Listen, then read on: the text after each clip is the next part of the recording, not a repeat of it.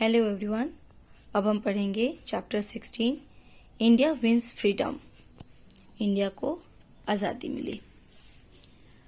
मैं पैराग्राफ पढ़ूंगी फिर उसको ट्रांसलेट करूंगी। The Indian national Congress achieved limited success during its early year. The leaders of the Congress at this time were known as the moderate. Dadabhai Naoroji and Gopal Krishna Gokhale were moderate leaders. They believed in pleading with the British government to bring about reforms. Gradually, there grew another groups within the Congress. They were called the radicals. They wanted to oppose the British strongly. They were in favor of strikes and boycott. The Indian National Congress अपनी शुरुआती दिनों में उसे ज्यादा success नहीं मिला। किस type का सक्सेस? तो ब्रिटिश के अगेंस्ट फाइट करने के लिए, इंडिया में रिफॉर्म्स करने के लिए उसको कुछ ज्यादा अचीवमेंट नहीं हुआ, वो सफल नहीं हुआ। जो उस समय कांग्रेस के लीडर थे उनको जाना जाता था मॉडरेट्स यानी नरमपंथी। दादा भाई नौरोजी, गोपाल कृष्ण गोखले, ये लोग मॉडरेट नरमपंथी दल के नेता थे। इनका मानना था कि यदि इंडिया में कोई बदलाव लाना है, ब्रिंग अबाउट रिफॉर्म, कोई बदलाव लाना है तो ब्रिटिश गवर्नमेंट से विनती करनी चाहिए, प्रार्थना करनी चाहिए बदलाव के लिए। धीरे धीरे क्या हुआ कि कांग्रेस के ही अंदर एक दूसरा ग्रुप विकसित हुआ। उनको कहा जाता है रेडिकल्स, कट्टरपंथी। कट्टरपंथी चाहते थे कि ब्रिटिश को हम बहुत ही स्ट्रांगली अपोज करें, उनको कठोरता के साथ उनके साथ हम विरोध करें। वे लोग बहिष्कार और हड़ताल और बहिष्कार के फेवर में थे, यानी ब्रिटिश के जो मिल थे वहां पे हड़ताल कर दो, काम नहीं करो और उनके सामानों को बॉयकॉट करो। लाला लाजपत राय, बाल गंगाधर तिलक एंड बिपिन चंद्र पाल, जिनको लाल बाल पाल के नाम से जाना जाता है, ये तीन पॉपुलर लीडर्स थे उस समय रेडिकल्स ग्रुप के, यानी कट्टरपंथी ग्रुप्स के।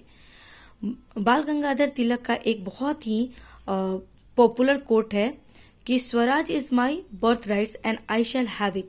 स्वराज्य मेरा जन्मसिद्ध अधिकार है और मैं इसे लेके रहूंगा। Partition of the Bengal, Bengal का विभाजन। In 1905 the British decided to partition Bengal. One's part was to have a largely Hindu population while the other part was to have a Muslim majority. 1905 में ब्रिटिश ने डिसाइड किया, निर्णय लिया कि बंगाल को विभाजित कर दिया जाएगा इंडिया से। उसका एक पार्ट जो था वो हिंदुओं का पॉपुलेशन था, जबकि दूसरा पार्ट जो था वो मुसलमानों का मेजोरिटी थी। The partition was an attempt to prevent Hindu and Muslim from uniting against the British. People strongly opposed the partition. The Congress launched the Swadeshi and boycott movement. As a result, the British were forced to reunite Bengal in 1911. इस partition का, इस विभाजन का, India से बंगाल को निकालने का जो विभाजन का उद्देश्य था वो था कि हिंदू और मुसलमानों में एकता न बने, ताकि वो ब्रिटिश के अगेंस्ट उसका इस्तेमाल ना हो। न हिंदू मुस्लिम एक होंगे, न एक होके वो ब्रिटिश के विरोध में आवाज ना उठाए। कमजोर करने के लिए ये पार्टीशन किया गया था। पीपल ने, जो हमारे देश के लोग थे, उन्होंने इसका बहुत ही कड़ाई से विरोध किया, इस पिटीशन का। कांग्रेस जो थे उसके बाद उन्होंने एक स्वदेशी और बायकॉट आंदोलन शुरू किया। तो इसका परिणाम ये हुआ कि अंग्रेजों को मजबूर होना पड़ा बंगाल को फिर से इंडिया में जोड़ने के लिए। तो 1905 में विभाजन हुआ, 1911 में फिर से यूनाइट हो गया। Swadeshi and boycott. The swadeshi means of one's own country. The movement aim to popularise the use of goods made in India. People were asked to boycott all foreign goods. They made huge bonfire of foreign made goods. A large number of the women and students joined the movement. The government tried to suppress the movement. स्वदेशी का मतलब है जो देश में खुद का होता है, खुद का अपना, देश का अपना चीज स्वदेशी होता है। इस आंदोलन का उद्देश्य था कि अपने देश में बनी हुई चीजों को प्रसिद्ध करना। जो पीपल थे उनसे कहा गया कि आप विदेशों की जो सामान है उसका बॉयकॉट करो, बहिष्कार करो। और उन्होंने एक बहुत ही बड़ी भीषण अग्नि जलाई, किसकी? जो फॉरेन गुड्स के चीज बने थे उनका उन्होंने एक आग जलाई। लार्ज नंबर, इस आंदोलन में औरतें और स्टूडेंट जो थे उन्होंने बहुत लार्ज नंबर पे ज्वाइन किया। गवर्नमेंट जो ब्रिटिश गवर्नमेंट थी उन्होंने कोशिश किया कि इस आंदोलन को दबा दिया जाए। The revolutionaries. Some young people in Bengal, Punjab and Maharashtra felt that the moderates and the radicals had not achieved enough. कुछ जो हमारे यंग पीपल थे, जवान क्रांतिकारी थे, उन्होंने जो बंगाल में रहते थे, पंजाब और महाराष्ट्र, उन्होंने महसूस किया कि कांग्रेस में जो नरमपंथी और कट्टरपंथी थे वो उन्होंने कुछ ज्यादा उन्हें सफलता नहीं मिली। किस चीज में सफलता नहीं मिली? अंग्रेजों को भगाने में या अंग्रेजों के द्वारा लाई गई कानून में चेंजेस करने में या यहाँ के समाज के लोगों की दयनीय स्थिति को सुधारने में। These revolutionaries believed that the British could be driven out of India only through the force. ये क्रांतिकारियों को विश्वास था कि ब्रिटिश जो है वो इंडिया से भगाए जा सकते हैं ओनली बल लगा के, यानी कि अपनी शक्ति का प्रयोग के द्वारा ही वो ब्रिटिश को भगा सकते हैं। They were willing to sacrifice their life for the countries. वे लोग देश के लिए अपने प्राण को भी न्यौछावर करने के लिए तैयार थे। Ajit Singh, Aurobindo Ghosh, Khudiram Bose and Veer Savarkar were the early revolutionaries. Some of them were later arrested and hanged. इनमें से जो अर्ली क्रांतिकारी थे, जो पहले के जो शुरुआती क्रांतिकारी हुए, वो अजीत सिंह, अरविंदो घोष, खुदीराम बोस, वीर सावरकर, ये लोग थे। बाद में क्या हुआ कि इनमें से सम ऑफ देम, उनमें से कुछ बाद में पकड़े गए और उनको फांसी दे दी गई। Gandhi ji leads the nation. Gandhi ji ने नेशन को लीड किया। इन 1950 गांधी जी 15 में Mohandas Karamchand Gandhi return to India from South Africa. In South Africa he had fought against the racist policy of the white rulers. उन्होंने 1915 में मोहनदास करमचंद गांधी इंडिया में आए साउथ अफ्रीका से। साउथ अफ्रीका में उन्होंने लड़ाई लड़ी जातिवाद के खिलाफ। जो वहां के वाइट यानी कि गोरे जो शासक थे उनके अगेंस्ट उन्होंने जाति पॉलिसी के अगेंस्ट लड़ाई लड़ी। His method of fighting known as satyagraha. उनके लड़ने का जो मेथड था वो सत्याग्रह से नाम से प्रसिद्ध था। Which was based on 2 principles, truth and non violence. जो 2 सिद्धांतों पर आधारित था, सत्य और अक्रांति, मतलब लड़ाई नहीं लड़ना। After returning to India, Gandhi ji travels across the country. He was shocked by the poverty. He decided to fight not only the British but also the prevailing social and religious practices, especially the caste system. He asked people not to obey the unjust law of the government. India आने के बाद गांधी जी पूरे देश की यात्रा किए। वो बहुत ही चकित थे कि देश की गरीबी को देख के उन्हें बहुत दुख हुआ। उन्होंने निश्चय किया कि वह सिर्फ ब्रिटिश के खिलाफ ही लड़ाई नहीं लड़ेंगे, बल्कि जो समाज में पहले से चली आ रही समाज और धर्म के नाम पे जो प्रैक्टिस हो रहे हैं, स्पेशली कास्ट सिस्टम, उसके अगेंस्ट भी वो लड़ाई लड़ेंगे। उन्होंने लोगों से कहा कि अनजस्ट लॉ, जो गवर्नमेंट का अनजस्ट लॉ है, अन्यायपूर्ण जो लॉ है, उसको पालन न करें। Jallianwala Bagh मैसकर। On 13 April 1919, a public meeting was held at Jallianwala Bagh in Amritsar. The General Dyer came here and ordered his soldiers to fire at crowd. 13 April 1919 को एक पब्लिक में बच्चे, बूढ़े, औरत, महिलाएं, हर एज ग्रुप के और हर जेंडर के लोग वहां पे मौजूद थे। कहाँ पे? अमृतसर में एक जालियांवाला बाग है, वहां पे मीटिंग करने के लिए। उसमें देश के बारे में कोई डिसाइड होता कि हाँ हमें कहाँ क्रांति करना है, क्या करना है, मीटिंग होने वाली थी। तो वहां पे उस समय जो जनरल डायर था अंग्रेजों का, वो आया और उसने ऑर्डर दिया अपने सैनिकों को कि इस भीड़ पे हमला कीजिए। 100 of people were killed and thousands were injured. The country was shocked by this incident. All the national leaders protested strongly against this cruel act. सैकड़ों लोग जो थे वो मारे गए और हजारों लोग घायल हुए। कंट्री पूरी चकित थी, दुखित थी कि उनके ये घटना की वजह से पूरा देश हमारा जो था वो दुखी था, शौक में था। ऑल द नेशनल लीडर्स, सारे जो नेशनल लीडर थे, उन्होंने प्रदर्शन किया, बहुत ही स्ट्रांगली प्रदर्शन किया इस उनके अमानवीय कृत्य के खिलाफ, अंग्रेजों के कृत्य के खिलाफ उन्होंने बहुत ही कड़ाई से प्रदर्शन किया। एक कोटेशन है, there is no god higher than the truth. Mahatma Gandhi, चूंकि उनका जो सिद्धांत था वो ट्रूथ पे रिलेटेड था, तो उन्होंने एक बहुत ही पॉपुलर उस समय कोटेशन दिया था जिसको बोलते थे, there is no god higher than the truth. सत्य से बढ़ के कोई भगवान नहीं है। Non cooperation movement. In 1920, Gandhiji launched the non-cooperation movement. He asked people to disobey law peacefully, but in Chaura Chauri in Uttar Pradesh, some people set fire to the police station and 22 policemen died. Gandhiji was against violence and he withdrew the movement immediately. Gandhi ji ने शुरुआत की थी असहयोग आंदोलन।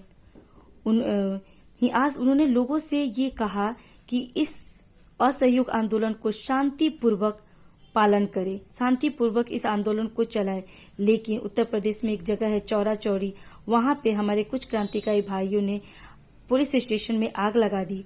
22 पुलिसकर्मी जो है वो मारे गए।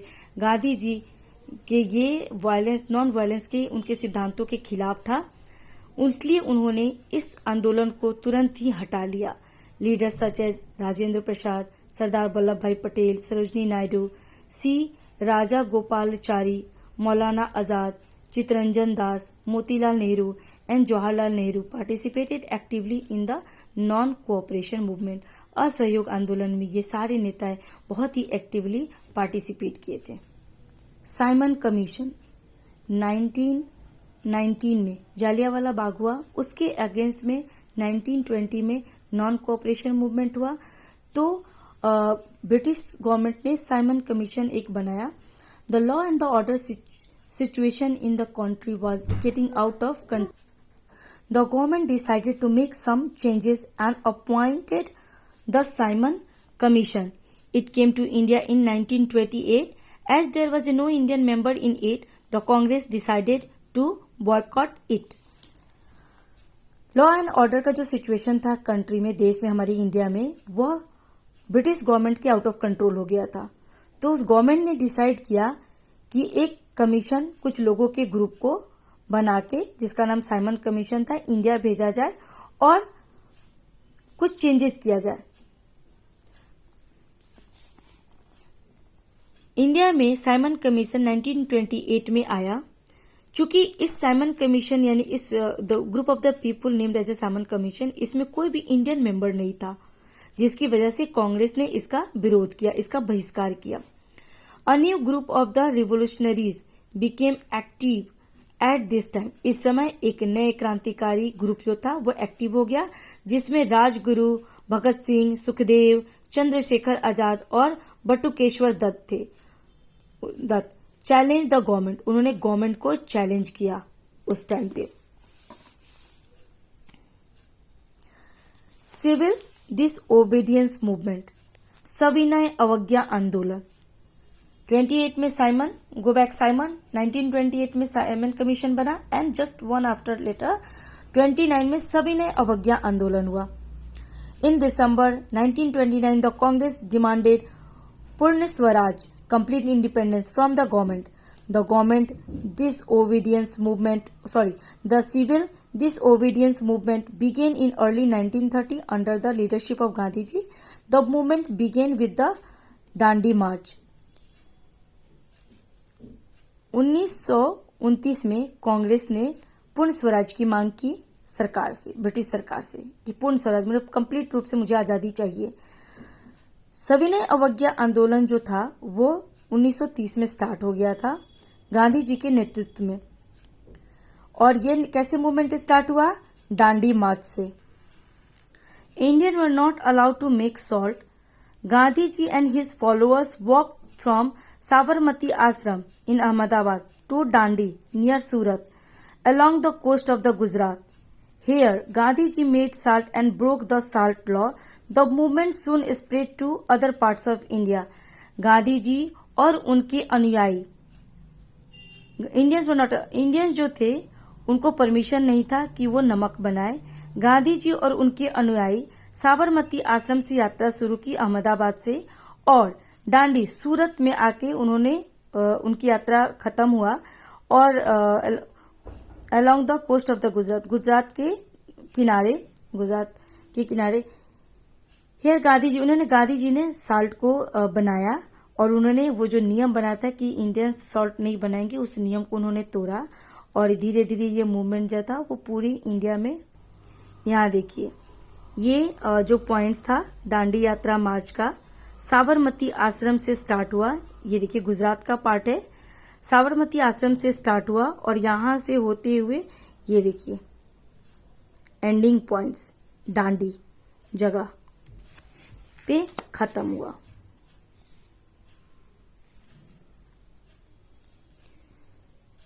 क्विट इंडिया मूवमेंट, भारत छोड़ो आंदोलन। In August 1942, Gandhi ji started the Quit India movement. The British government was asked to quit India. Gandhi ji asked the people to do or die in their attempt to throw the British out of the country. There was nationwide protest. Many leaders were jailed. 1942 में भारत छोड़ो आंदोलन start हुआ। गांधी जी ने इसकी शुरुआत की थी। British सरकार को बोला गया कि आप भारत छोड़ के जाइए।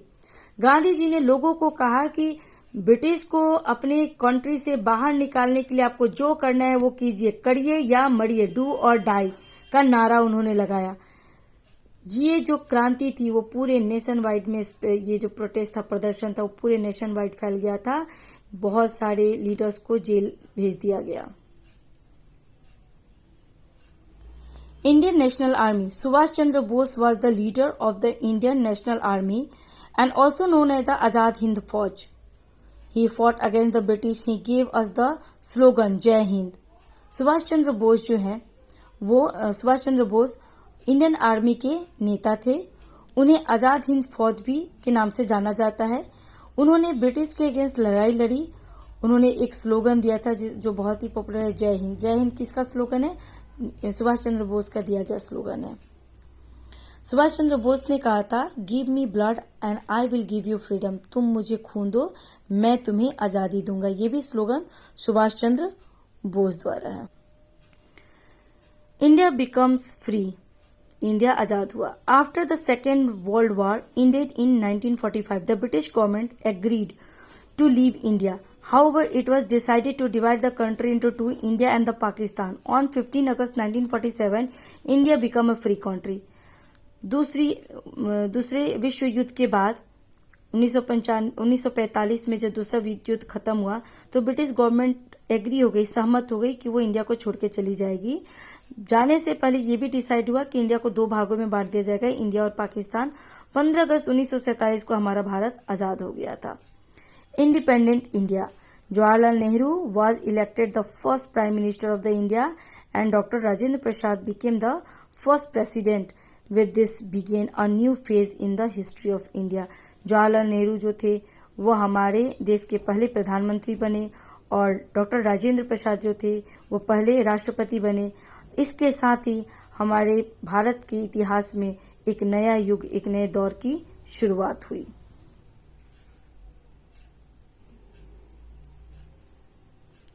कुछ इम्पोर्टेंट डेट है इस चैप्टर का जो कि चैप्टर में लास्ट में क्वेश्चन में पूछा गया है। Write the years in which these events occurred. Partition of Bengal 1905, Jallianwala Bagh कांड 1919, नॉन कोऑपरेशन मूवमेंट, असहयोग आंदोलन 1920, just after the Jallianwala Bagh कांड, सिविल डिसओबीडियंट मूवमेंट, सविनय अवज्ञा आंदोलन 1929, क्विट इंडिया मूवमेंट, भारत छोड़ो 1942, इंडिया गेट्स फ्रीडम 1947। तो ये है पूरे एक जगह क्या हुआ डेट्स को। 1905, 91 partition of Bengal, reunitation of the Bengal. 13 April 1919 Jallianwala Bagh कांड। 1920 में नॉन कोऑपरेशन मूवमेंट। 1928 में साइमन कमीशन। 1929 में पूर्व स्वराज की मांग की गई। 1930 में सिविल डिसओबीडियंट मूवमेंट लाया गया, सविनय अवज्ञा आंदोलन। 1942 क्विट इंडिया मूवमेंट एंड 1947 देश हमारा आजाद हो गया। Question answer, opposition to the partition of Bengal lead to the, किसको इस बंगाल के अपोजिशन को जब हुआ तो वो कौन से क्रांति को लाया? स्वदेशी and the boycott movement. Disobeying law peacefully was the main objective of non cooperation movement. आप नॉन कोऑपरेशन मूवमेंट कीजिए लेकिन उसको पीसफुली कीजिए। Indian National army was lead by the Subhash Chandra Bose. The first president of independent India was doctor Rajendra Prasad. Thank you.